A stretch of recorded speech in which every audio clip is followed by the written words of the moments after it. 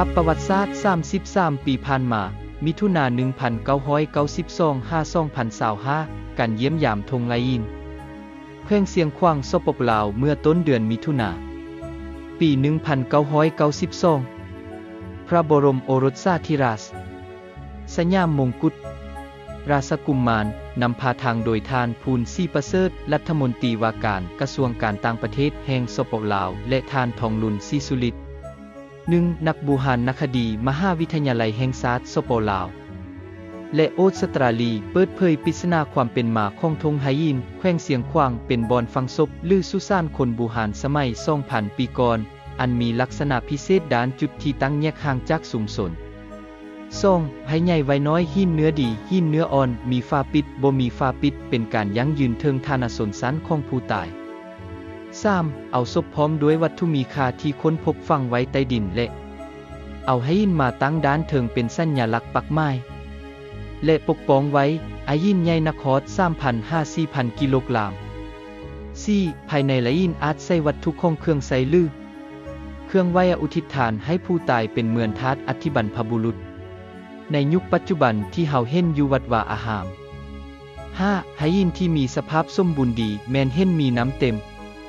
อาจเป็นภูมิปัญญาบรรพบุรุษประดิษฐ์สร้างเป็นบ่อนรับน้ำฝนธรรมชาติไว้ให้ลูกหลานนำใช้เมื่อมาปฏิบัติกิจกรรมอยู่สุสานบ่งบอกถึงความอุดมสมบูรณ์มีน้ำกินมีน้ำใช้มีความชุ่มชื้นจุดที่ตั้งเป็นภูเพียงบ่มีสายน้ำแห้งแล้ง 6. องค์การอีวิเนอร์ได้รับรองตามการเสนอของรัฐบาลแห่งสปปลาวธงไหยินแขวงเสียงขวางเป็นมรดกโลกการเสด็จเยี่ยมยามของพระบรมโอรสาธิราชสยามมงกุฎราชกุมมาร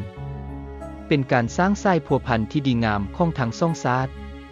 ลาวและไทยให้มีความฮักแพงสามัคคีช่วยเหลือซึ่งกันและกันประชาชนทั้งสองชาติฮักคงทนงแกนไปพุ้นกินป่ามาพี่กินเข้าขอให้มิตรภาพลาวไทยไทยลาวจงงอกงามยิ่งขึ้นไปขอให้พระองค์ทรงพระเจริญ